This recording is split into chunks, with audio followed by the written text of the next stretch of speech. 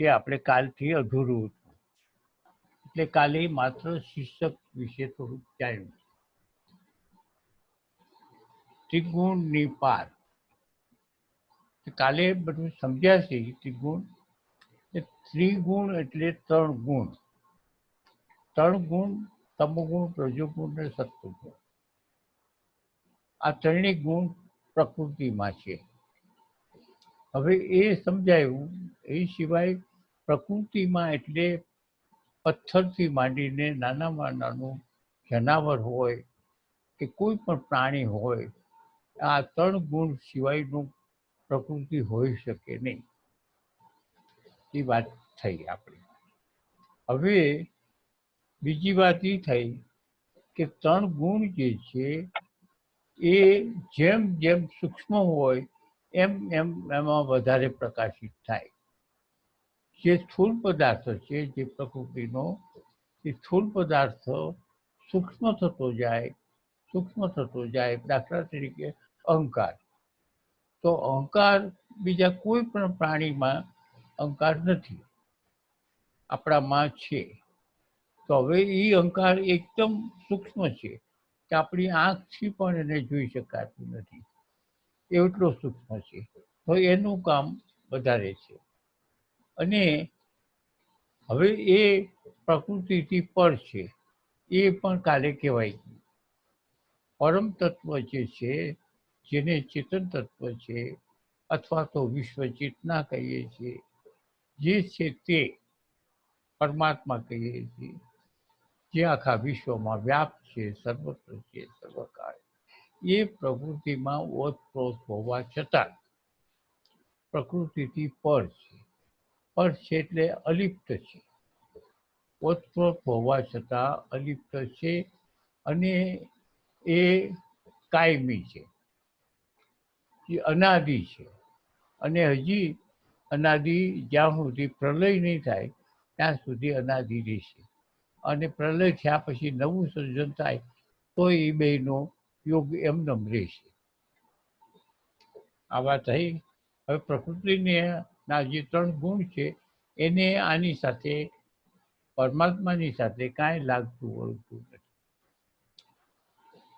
ગંગા સતી જે પ્રકૃતિથી પાર કે છે, એટલે એ એટલા માટે જ ગંગા સતી કે છે કે જે સંસારની માયા છે, લોલુપતા છે, જે કંઈક છે સંસારમાં, કંકાસ, જે કંઈક દુઃખ અને સુખ છે, આ બધું પ્રકૃતિને 3 ગુણને કારણે છે, પરમાત્મામાં નથી. તો આપણે પરમાત્મા સ્વરૂપ છીએ. પ્રકૃતિનું આવરણ લઈ લીધું છે, તો એને એમ પ્રકૃતિથી પાર તમે થઈ લ્યો તો તમે સુખી છો, એમ ગંગા સતીનું કહેવાનું છે. પ્રકૃતિથી પાર રહી અને આપણે સુખી રહેવાનું છે. જ્યાં સુધી પ્રકૃતિની સાથે થોડા ઘણા પણ લેપાયેલા આવીશું તો આપણે સુખી નહીં. હવે બીજી વાત એ રહી છે કે પ્રકૃતિથી પાર થવામાં તમોગુણ, રજોગુણ, સત્વગુણ છે. એ તો વાત આપણે થઈ ગઈ કે એનાથી પર થવાનું છે. પણ એના એ જે સાધકની એ જે ભૂમિકા છે, એ ભૂમિકા પહેલા એક ભૂમિકા બીજી આવે છે. અને એ ભૂમિકાને ગુણાતીત નહીં પણ તુર્યાતીત કહેવામાં આવે છે. તુર્યાતીતનો અર્થ એ થાય કે જાગ્રત, સ્વપ્ન અને સુષુપ્તિમાં નથી તેવો. ગુણાતીતમાં અર્થ એ થાય છે કે તમોગુણ, રજોગુણ, સત્વગુણ નથી તેવો. ગુણાતીતમાં એ થાય. અને તુર્યાતીતમાં જાગ્રત, સ્વપ્ન અને સુષુપ્તિમાં નથી તેવો. હવે જાગ્રત, સ્વપ્ન, સુષુપ્તિમાં નથી તેવો જે છે એ સામાન્ય છે. એને સંસારમાં રહે છે, બોધ આપે છે, બ્રહ્મજ્ઞાન થઈ ગયું છે, પરંતુ સાદા માણસ જેવો લાગે છે. અને તુર્યાતીત છે એ 20 દિવસના બાળક જેવો છે. હવે અહીં વાત ગુણાતીતની વાત છે કે ગુણાતીત કેવો હોવો જોઈએ. હવે ગંગા સતીનું અત્યારે આપણે એનું શીર્ષકને જોયું. હવે અંદર શું કહે છે માતાજી એ આપણે જોઈએ.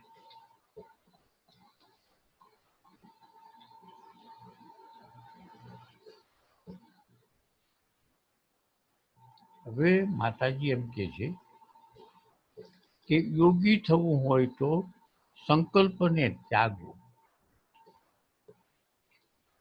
હવે ગુણાતીત પહેલા સૂર્યાતીત આ અવસ્થા બ્રહ્મજ્ઞાનની છે. યોગી થવું હોય તો એ યોગી શબ્દ બધામાં વપરાય છે. ગીતાની અંદર યોગી શબ્દ જય રામભાઈ, કોણ જય બાપભાઈ, હે જય બાપભાઈ નું માઇક ચાલુ થઈ ગયું છે. યોગી શબ્દ આમાંય વપરાય છે ને આમાંય વપરાય છે. પણ યોગ કરે તે યોગી. યોગી અને જ્ઞાનીમાં આમ બહુ ફેર છે. અગાઉ એક વખત વાત થઈ ગઈ છે કે માધવ તીર્થ નામના હતા એક બહુ સામ્ય જેને આપણે કહીએ છીએ બ્રહ્મજ્ઞાની, અને એ પોતે મહર્ષિ અરવિંદ પાસે જતા હતા અને મહર્ષિ રમણ પાસે પણ જતા હતા. યોગી હતા અને આ જ્ઞાની હતા. મહર્ષિ રમણ જ્ઞાની, આ યોગી હતા. બેમાં ફેર તો ખરો, પણ મારી દ્રષ્ટિએ છે કે યોગીને મુક્તિ નથી મળતી અને એ વસ્તુ સાચી છે. કારણ કે પ્રકૃતિને જ્યાં સુધી વળગી રહ્યા હોય અને પ્રકૃતિની સાથે સંબંધ રાખ્યો હોય ત્યાં સુધી મુક્તિ મળે નહીં. ત્યારે યોગી જે છે એ પ્રકૃતિ, કારણ કે હવે જુઓ કે એના શિષ્યો 4 ફૂટ અધરીએ જમીનથી, 4 ફૂટ જમીનથી અધરીએ તો કેવી રીતે રહ્યા? અધર્યા એણે યોગની કઈ ક્રિયા કરી? તો કે ભાઈ પોતે જે બહારના વાતાવરણ કરતાં પોતાના શરીરને હલકું બનાવ્યું તો જ અધર રહીશું. ફૂગો કેમ અધરીએ છે? અને અમુક ગેસ પૂરેલો ફૂગો હોય એ અધરીએ અને બાકીના નીચે જમીનને અડી જાય છે.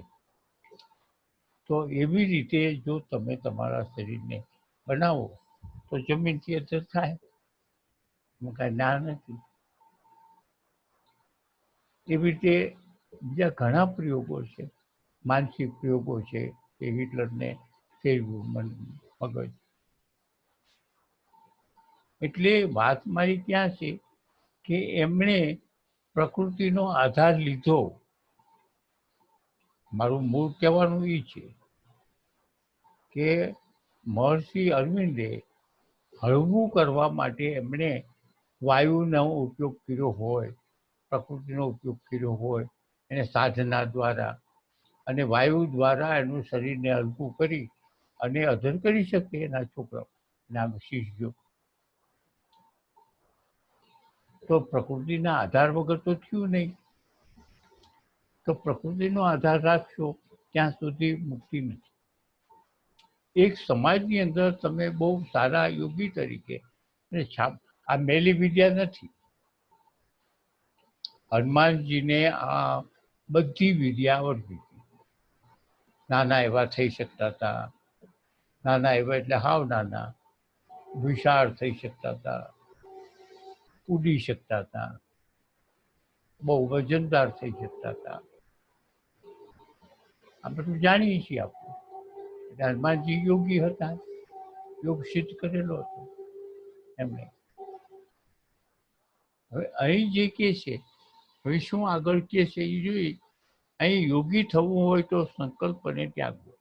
વાત તો એ તદ્દન સાચી છે. ગંગા સતીજી કહે છે કે યોગી થવું હોય તો સંકલ્પને તાકવું, કારણ કે સંકલ્પ વિકલ્પ જે છે સંસારના એ તમારી સાધના હોય, સાધનામાં તમને નડે. તમને સાધનાની અંદર તમે ડૉક્ટર થવું હોય ને તો ડૉક્ટરને પણ જ્યારે એમનું ઓપરેશન હોય ત્યારે સંકલ્પ વિકલ્પ બંધ કરવા જોઈએ. ડૉક્ટરને પણ અમુક ઓપરેશન હોય એવા હોય ભયંકર, એમાં એકાગ્રતા તો જોઈ છે.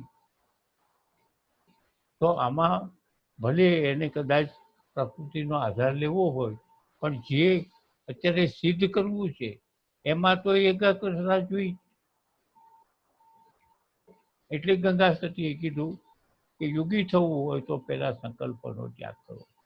સંકલ્પ વિકલ્પ જે છે તે આપણી સાધનામાં વિઘ્નરૂપ છે. તો સંકલ્પનો ત્યાગ કરવા માટે થઈને સંકલ્પો વિકલ્પો નીકળે છે ક્યાંથી?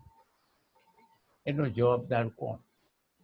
એમ થાય કે સંકલ્પો વિકલ્પો સુખ માટે થઈને નીકળે છે. આપણા શરીરના, મનના, બુદ્ધિના સુખ માટે થઈને અથવા કુટુંબના સુખ માટે થઈને સંકલ્પો વિકલ્પો નીકળે છે.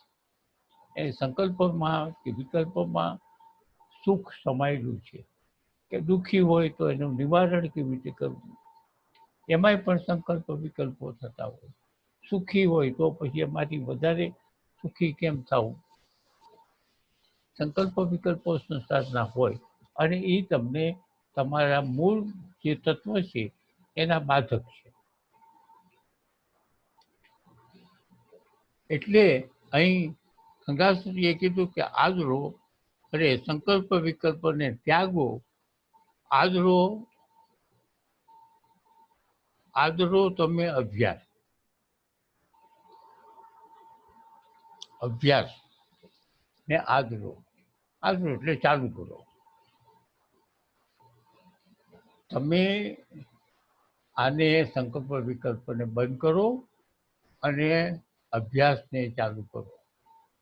કયો અભ્યાસ? સંકલ્પ વિકલ્પો બંધ કરવાનો અભ્યાસ. એમ કીધું ને પહેલી જ લીટીમાં કે તમારે યોગી થવું હોય તો તમે સંકલ્પ વિકલ્પોનો ત્યાગ કરો, આદરો અભ્યાસ. એટલે એના માટે થઈને અભ્યાસ આદરો. હવે અભ્યાસમાં શું કરવું કે સંકલ્પ વિકલ્પો ક્યાંથી નીકળે છે, કોણ કરાવે છે, શા માટે થાય છે, એના મૂળિયા ગોતવું. તો એ તે એની સુધી જાય છે અહંકાર સુધી. આખા એના મૂળિયા, એનો જવાબદાર સંકલ્પો વિકલ્પો કરનાર જે જવાબદાર છે એ અહંકાર છે. તો અહંકારને મારવા માટે થઈને, અહંકારને લય કરવા માટે થઈને આપણે શું કરવું જોઈએ કે ભાઈ સાધનાઓ. તો સાધનાઓના અનેક પ્રકારો છે, કેટલાક ક્ષેત્ર છે, સાધના કરવાના અનેક ક્ષેત્ર છે, એ આપણે વારંવાર વાત થઈ.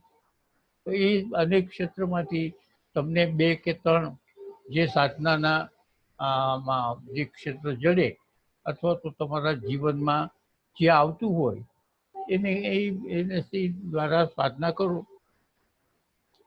હવે એમ કે છે એટલે હવે આ જે યોગીની વાત જે કરી છે ગંગા સતીએ એ જ્ઞાની માટેની કરી છે, યોગી માટેની નહીં. ભલે યોગી શબ્દ વાપર્યો છે એટલે શું છે કે યોગી એમાંય કહેવાય છે અને સાધનાને પણ યોગ કહેવાય. સાધનાને પણ યોગ કહેવાય છે. અને જે પ્રકૃતિને વશ કરવાના માટેની એક આખું જે વિજ્ઞાન છે અને એને જે સર કરવાનું છે એને પણ યોગી કહેવામાં આવે. તો અત્યારે અહીં જે છે, અહીં એમને જે ગંગા સતીએ વાત કરી છે હરિને ભાળવા માટે. એમણે કીધું કે હરિને ભાળવા હોય તો તમે હિંમત રાખો અને જેનો પરિપૂર્ણ સર્વમાં વાસ છે. હવે જો કે યોગી થવા માટે પહેલા બે આપણને કહી દીધું. હવે ભાળવા, ભાળવા એટલે જોવા, આંખેથી જોવા, હરિને આંખેથી જોવા. હરિને ભાળવા હોય તો હિંમત રાખો. હિંમત રાખવાની કઈ છે કે તમારે કાંટાની ધાર તો છે જ. અહંકારને મારવો એટલે એક મહાયુદ્ધ છે. મહાભારતનું યુદ્ધ કંઈથી હળવું છે, પણ અહંકારને મારવો, સંસારમાં રહેવું છે, બધું કરવાનું છે અને અહંકારને મારવો છે. અથવા તો માનો કે બધું ત્યાગ કરી અને સીધો સાધુ થઈ ગયો અને એ તપ કરવા માંડ્યો, તોય એને નડવાનું તો છે, નડવાનું. એટલે ગંગા સતી હિંમત રાખવાનું જે કીધું છે એટલા માટે કીધું છે કે તમારે સંકલ્પ વિકલ્પો બંધ કરવા માટે હિંમત તો રાખવી પડશે. હવે હરિને ભાળો એટલે કે હરિને દેખો. હવે એ એમને તદ્દન ગામડાની શબ્દ વાપર્યો છે, ગામડાનું આખું. હરિ ભળાતા જ નથી. હરિ એટલે ઈશ્વર અને એને પરમાત્મા. પરમાત્માને હાથ પગવાળા, શંખ ચક્ર ગદાવાળા આપણે જોવા હોય તો એ જોવાશે નહીં. કદાચ જોવાતા હશે, ઘણા ભક્તોને જોવાના છે, એ માનસિક છે. જ્યારે એની અને એની તપની પ્રક્રિયાઓ જ્યારે બહુ ઊંચે જાય અને એ માનસિક રીતે તપ કરતા હોય તો એને માનસિક રીતે દેખાય, કામ કરે, એવું બધું થયું છે. નરસિંહ મહેતા અને મીરાબાઈ આપણા જાણીતા છે, બીજા અજાણ તો ઘણા થઈ ગયા છે, પણ મીરાબાઈ ને નરસિંહ મહેતા થઈ ગયા છે. હવે એણે હરિને ભાળ્યા હોત, પણ એ કેવા? એને હરિને ભાળ્યા પણ કેવા કે એના માનસિક ઊભા કરેલા. જ્યારે ભક્તની પરાકાષ્ઠા થાય છે ને ત્યારે પ્રકૃતિ એની દાસી થઈ ગઈ. પ્રકૃતિમાંથી એના પોતાના શરીરમાંથી બીજું શરીર ઉત્પન્ન થાય અને જેવું કે એવું થાય. હરિનું થઈ જાય, પોતાનું થઈ જાય, પત્નીનું થઈ જાય. આ તપનું બળ છે, ભક્તિનું બળ છે. અને એ વાતો કરતા હતા, વાતો પણ કરતા હતા, કામે કરી દીધા છે, પણ છતાંય માનસિક એટલે માનસિક.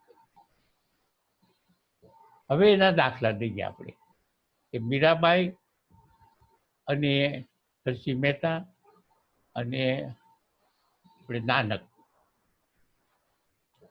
દક્ષિણમાં રહી ગયા. નાનક પણ વાતો કરતા હતા. પેલા મીરાબાઈને આપણે જોઈ લીધું કે મીરાબાઈ મૂર્તિને સાથે રાખતા અને એ જીવંત છે એમ સમજીને સાથે રાખતા, એની સાથે વાતો કરતા હતા, બધું કરતા. પછી ધીમે ધીમે માનસિક થઈ ગયા અને માનસિકમાં રાખ્યા. પણ પછી શું, જ્યારે એ આગળ વધતા ગયા મીરાબાઈ, ત્યારે મીરાબાઈએ એવું કીધું, ગોવિંદો પ્રાણ મારો રે, મને જગ લાગ્યો છે ખારો. ગોવિંદો પ્રાણ મારો, મને જગ લાગ્યો છે ખારો. જગત ખારું લાગ્યું. ગોવિંદો પ્રાણ મારો એટલે હું જે શ્વાસોશ્વાસમાં લઉં છું એ જ મારો પરમાત્મા છે. હું જે શ્વાસોશ્વાસમાં લઉં છું એ મારો પરમાત્મા છે. ગોવિંદો પ્રાણ મારો, મને જગ લાગ્યો છે ખારો. હવે જ્યારે બ્રહ્મ જ્ઞાન થાય છે ત્યારે એણે કીધું કે જગત ખારું છે જ નહીં, જગત ખારું છે. સમજો બરાબર? એટલે જે સાકાર રૂપમાં છે એ પોતે એની મેળે આપમેળે સાધના વધતી જાય ત્યારે પોતે જ નિરાકારમાં આવી જાય છે અને એને બ્રહ્મજ્ઞાન થાય છે. ગોવિંદો પ્રાણ મારો રે મને જગ લાગ્યું છે કારો. પછી પાછા મીરાબાઈ ફરી વાર કીધું કે મને મારો નાવલિયો ભાવે રે બીજો નજરે ન આવે. હવે આખા જગતમાં એને નાવલિયો દેખાય છે, બીજું નજરે દેખાતું નથી. એટલે ચોખ્ખી વાત થઈ ગઈ કે હાથ પગ વાળા ભગવાન હવે એની બુદ્ધિમાં નથી. શંખ ચક્ર ગદા વાળા ભગવાન એનામાં જે હતા એ નીકળી ગયા અને એ નિરાકારમાં આવી ગયા અને જગત એને મિથ્યા લાગી. શંકરાચાર્યએ પણ કીધું હતું, જ્યારે જ્ઞાન થયું ત્યારે એણે કીધું હતું બ્રહ્મ સત્ય જગત મિથ્યા. એટલે બ્રહ્મ સત્ય છે, જગત મિથ્યા છે, એને ટૂંકમાં કીધું અને આમણે જરા લંબાણમાં કીધું. એટલે આપણે થોડીક આ ભલે વિષય બહાર જાય પણ આ જરૂરી છે. વિષય બહાર જાય છીએ આપણે. હવે આપણે નરસિંહ મહેતાને લઈએ. નરસિંહ મહેતા તો એના બાપનું શ્રાદ્ધ કર્યું, કુંવરબાઈનું મામેરું કર્યું, છોકરાને પરણાવ્યો, આવા ઘણા કામ કર્યા. શામળસાના લગ્ન કર્યા, દીકરીનું મામેરું કર્યું, એના પિતાનું શ્રાદ્ધ કર્યું. જેવી તેવી વાત છે. પરાકાષ્ઠા થાય ન થાય એવું નહીં, થાય એ તો 100%. પણ આપણે ત્યાં સુધી જઈ કે પ્રકૃતિ આપણી દાસી થઈ જાય. પરમાત્માની દાસી પ્રકૃતિ છે અને અત્યારે જે કંઈક થઈ રહ્યું છે એ પરમાત્માના હાજરીથી થાય, એ દાસી છે. તો જે ભક્ત જ્યારે પરમાત્મા સ્વરૂપ થઈ જાય, એટલી કક્ષાએ આવી જાય તો પ્રકૃતિની દાસી. સીધું વાત છે. તો હવે એ એટલા બધું કામ કર્યું, એટલી બધી વાતો જીતો કરી, એટલા કામ કર્યા, તો છેલ્લે એણે શું કીધું? નરસિંહ મહેતાએ છેલ્લે જ્યારે એને બ્રહ્મજ્ઞાન થયું ત્યારે એણે કીધું કે અખિલ બ્રહ્માંડમાં એક. હવે કાનુડો વી ગયો, મોરલીવાળો વી ગયો. અખિલ બ્રહ્માંડમાં એક તું, આખા બ્રહ્માંડમાં તું છો. હવે શંખચક્ર વાળો આખા બ્રહ્માંડમાં કેવી રીતે હોઈ શકે? અખિલ બ્રહ્માંડમાં એક તો શ્રીહરિ, જુજવે રૂપે અનેક ભાષે. હવે જુઓ, મારી સામે જે છે આ લેપટોપ, તો એ જુદી જાતનું છે. અત્યારે આ પ્રિન્ટર જુદી જાતનું છે, મોબાઈલ જુદી જાતનો છે, બધા જુદી જાતના હોય. અમારી બાજુમાં જિજ્ઞેશ જુદો, હું જુદો, બધા જુદા. જુજવે રૂપે અનેક ભાષે. એક માટીનો પીંડો લીધો હોય અને પછી એમાંથી એક માણસ બનાવ્યો, પછી એમાંથી એક કૂતરો બનાવ્યો, એમાંથી એક ઘોડો બનાવ્યો, તો બધા જુદા જુદા છે. એક ઘોડો છે, એક માણસ છે, એક બિલાડું છે. ભાંગી નાખો, પાછું મેળવી ગયો. નરસિંહ મહેતાએ કીધું એટલે કે ભલે તું જુદો છો, તું એક જ છો આખા બ્રહ્માંડની અંદર, પણ તારા રૂપ બધા જે પ્રકૃતિના રૂપો છે એમાં બધે તું છો. જુજવે રૂપે અનેક ભાષે, અનેક રીતે તું દેખાય. પછી શું છે કાંઈક મને યાદ નથી. આખરે હેમનું હેમ, એટલે એક દાખલો દીધો છે એમને કે બ્રહ્મ પાસે બ્રહ્મ લટકા. કનક અને કુંડળ, કાનના કુંડળ હોય, કનક હોય કે જે હોય તે બધા ભલે જુદા જુદા છે, પણ સોનાની દ્રષ્ટિએ બધા એક જ છે. એટલે તમે સોનું જુઓ, ઘાટ ન જુઓ, કારણ કે ઘાટ નથી.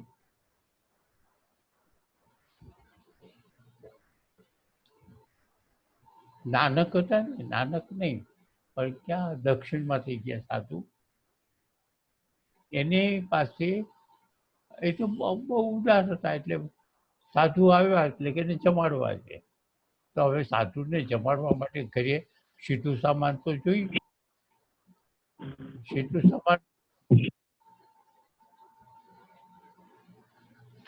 સીધું સામાન નો સાધુને બેહાડી દીધા. બધા લઈ આવ્યા ટોળું આખું. તો પછી મૂંઝાણા, પછી કે શું કરવું હવે? તો એમની પાસે એક સોનાનો ઘોડો હતો અને એક સોનાની મૂર્તિ પરમાત્માની હતી, ભગવાનની. એ કે વેચી નાખવું, બધું લઈ આવું. એટલે ભગવાનને હોત વેચવા ગયો. ના ના, એટલે સોનીએ કીધું કે ઘોડાની કિંમત આટલી આવશે અને તારા ભગવાનની કિંમત આટલી આવશે. તો એણે કીધું કે લા ભાઈ, ભગવાનની, મારા ભગવાનની હું આટલી બધી પૂજા પાઠ કરું, આટલું કરું, મારા ભગવાનની કિંમત હાવ થોડી અને આ ઘોડાની કિંમત જાજી. તો સોનીએ શું કીધું? સોનીએ શું કીધું? તું ભગવાન લઈ લે અને ઘોડો લઈ લે, સોનું મને આપી દે. ઘોડાનું જે રૂપ છે, ઘોડાનું જે રૂપ છે તું લઈ લે, અને ભગવાનનું જે રૂપ છે એ તું લઈ લે, કારણ કે તું રૂપને જોવે છે. મારે તો હોનું જોયું છે અને હું તને જે પૈસા આપીશ એ સોનાના આપીશ, હું રૂપના નથી આપતો. સમજાણી વાત? હું તને જે પૈસા આપીશ એ હું તને સોનાના આપીશ, અને રૂપ જોતો હોય તો લઈ જા અને મને સોનું આપી દે. નરસિંહ મહેતાએ આ વાત કરી છે કે આખરે બધું છેવટનું તો એક જ તત્વ છે, ભલે તમને જુદા જુદા દેખાય. નામદેવ નામના એક થઈ ગયા સંત દક્ષિણની અંદર. આ વાત નિરાકાર અને સાકારની વાત આપણે ચાલે છે. છેવટે નિરાકાર છે એ સત્ય છે. નામદેવનું વાત કરી આપણે કે નામદેવ થઈ ગયા આપણા સંત જ્ઞાનેશ્વરના સમયમાં. સંત જ્ઞાનેશ્વર, ગોરા કુંભાર અને નામદેવ આ બધા એક સમકાલીન હતા અને ગમે ત્યાં ભેગા થાય અને સત્સંગ કરે. એમાં એક વખત એવો હતો સમય કે ગોરા કુંભારને ઘેરે આ સત્સંગનો પ્રોગ્રામ બન્યો. હવે એમાં જ્ઞાનેશ્વર, એના મોટા ભાઈ નિવૃત્તિનાથ, સોપાન, મુક્તાબાઈ, ગોરા કુંભાર અને નામદેવ અને બીજા બધા થોડાક ભક્તો, પણ આપણે આ ધુરંધરો બધા. નામદેવ, સંત જ્ઞાનેશ્વર, આ બધા ધુરંધરો અને આપણે ગોરા કુંભાર. હવે વસ્તુ એવી બની કે મુક્તાબાઈ પણ પૂર્ણ હતા. 7 વર્ષની છોકરી હતી. મુક્તાબાઈ એટલે સંત જ્ઞાનેશ્વરની નાની બેન. જ્ઞાનેશ્વર પછી મુક્તાબાઈ, 4 ભાંડરડા હતા. હવે મુક્તાબાઈ ફરતા હતા, એ જે સત્સંગમાં નહોતા બેઠા, એ આંટા મારતા હતા. હવે આંટા મારતા મારતા મુક્તાબાઈને હાથમાં ટપલું આવી ગયું. કુંભારનું ટપલું હોય ને, ઓલા ગોળાને મારતા હોય એવું ટપલું હાથમાં આવી ગયું મુક્તાબાઈના હાથમાં. એટલે આ લોકો બધા કુંડાળામાં બેઠા હતા, બધા ભક્તો, અને પ્રાર્થનાઓ ને સત્સંગ ને ભજન ને એવું બધું કરતા હતા. એમાં મુક્તાબાઈએ ટપલું હાથમાં આવ્યું એટલે એને એકના માથામાં માર્યું, એટલે કે આ પાકો, બીજા આ પાકો. અને નામદેવના હાથ જ્યારે માથું આવ્યું ત્યારે એણે કીધું કે આ કાચું. નામદેવના જ્યારે વારો આવ્યો ત્યારે એણે કીધું કે આ કાચું. નામદેવ ખીજાણા, મને કાચો કેસ તું? કે હા, હું ભગવાનની સાથે વાતો કરું, હું ભગવાનની સાથે રમું, હું ભગવાનની સાથે અડધું દૂધ એ પીવે, અડધું દૂધ હું પીવું, છતાંય હું કાચો?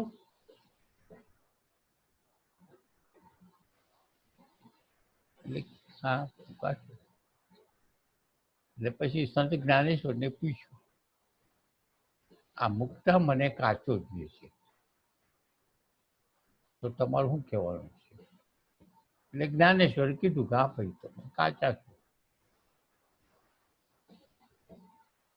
કે હું મારા ભગવાનને પૂછી આવું, તમે મને કાચો કયો કેમ? કારણ કે મંદિરમાં એના જે વિઠોબા હતા એની સાથે રોજ વાતો કરીએ, અડધું દૂધ પીવે, અડધું પીવે, બધી વાતો કરે, આજે આમ થયું, કાલે આમ થયું હતું. એક મિત્રની જેમ વાતો કરતા હોય, અને આ નામદેવને એમ કે મને તું કાચો કેમ કે? હજી નિરાકારનું જ્ઞાન નહોતું. એમ કે હું તો બ્રહ્મ જ્ઞાની થઈ ગયો, મારી સાથે તો વાતો કરે છે ભગવાન. હવે જુઓ, જ્યાં સુધી આ ન થાય ત્યાં સુધી તમે બ્રહ્મજ્ઞાની નથી. ભલે તમે વાતો કરતા હો, છતાંય તમે વાંચો ઉપનિષદો બધી જે છે ને, તમે વાંચો તો તમને ખ્યાલ આવી જાય. પંચદશી છે, વિચાર સાગર છે, ઉપનિષદો અનેક છે, તમે વાંચો તો ખ્યાલ આવી જશે કે જ્યાં સુધી નથી ત્યાં સુધી બ્રહ્મજ્ઞાન. એટલે પછી હવે ટૂંકમાં જલ્દી વાત કરતા હું. એટલે નાનક ગયા મંદિરમાં, તો મંદિરમાં તો સાક્ષાત હોય જ્યારે હોય, જેમ આપણા રામકૃષ્ણ પરમહંસ હતા.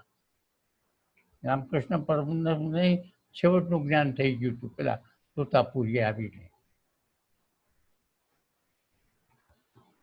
એટલે પછી ગયા, એટલે મને કે આ બધો કાચો કે છે, હું તમારી યારે વાતો કરું છું અને આવું કેમ? એટલે ભગવાને હોતે નહીં કીધું કે તું કાચો છો. ભગવાન પાસે ગયા નાનકજી, તો એણે એમ કીધું કે તું કાચો છો ભગવાનને. તો હું કાચો છું? કે હા, એ ખોટું સાચું બોલે છે, ખોટું નથી બોલતા. અને જે સંત જ્ઞાનેશ્વરે કીધું કે તું કાચો છો, તો હું કાચો છું. તો કે હા, એણે સાચું કીધું. તો કે તમે મને અત્યાર સુધીમાં આમ નામ કાચો કેમ રાખ્યો? ભગવાનને કે તું નહીં સમજ, તું મારો મિત્ર જેવો થઈ ગયો છો ને, એટલે હવે એ તને ઘર નહીં બેઠ. તો કે હું શું કરું? મારે કાચું નથી રહેવું, મારે મુક્ત થવું છે. તો કે જા, એક જંગલની અંદર એક મંદિર છે, અને મંદિરમાં એક સાધુ છે, એ તને બોધ આપશે. કે તમે આપો ને? તો કે ના, મારો બોધ તને નહીં ચડે, બીજાનો જ બોધ તને ચડશે. એટલે ગયા જંગલમાં, મંદિર જોયું, મંદિરમાં અંદર ગયા, ત્યાં તો સાધુ હતા, પણ સાધુ બહુ વ્રત હતા, અને શિવલિંગ ઉપર બે પગ હતા, કપડાં બહુ અસ્તવ્યસ્ત હતા, અને સંદાસ કરેલું, બાથરૂમ થઈ ગયેલું, આખું મંદિરનું ગર્ભદ્વાર બધું હાવ ગંધાતું અસ્તવ્યસ્ત.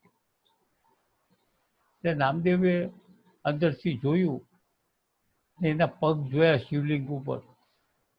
આ શિવલિંગ ઉપર પગ, આ કેવો માણસ કહેવાય, આની હારે મારે બોધ નથી લેવું. આની પાસેથી બોધ નથી લેવું એટલે પાછા જવા માંડ્યા. પાછા જવા માંડ્યા એટલે અંદરથી બોલ્યા કે તને વિઠોબાએ મોકલ્યો છે ને, કેમ પાછું જાય? ત્યારે એને એમ થયું, આ તો વિઠોબાની વાત કરી, પાછું જાય એટલે પાછા વયા કે કાંઈક તો છે, આવું નાખી દીધા જેવું નથી લાગતું. એટલે કે હું એટલા માટે પાછો વળ્યો કે તમે આ શિવલિંગ માથે પગ મૂક્યા છે, આ તમે ગંદકી કરી છે, તમારા કપડાં અસ્તવ્યસ્ત છે. આ ભગવાન પાસે શિવજી પાસે તમે આવું? તો કે જો ભાઈ, હું તો વ્રત થઈ ગયો છું, હું વ્રત થઈ ગયો છું, મારાથી કાંઈ થઈ શકે એમ નથી. તો જ્યાં શિવજી ન હોય ને ત્યાં મારા પગ મૂકી દે, પછીની વાત પછી, એટલે મારું આટલું કામ કરી. એટલે એને અંદર જઈને પગ ઉપાડ્યા, બે પગ, અને થોડાક આઘા મૂક્યા.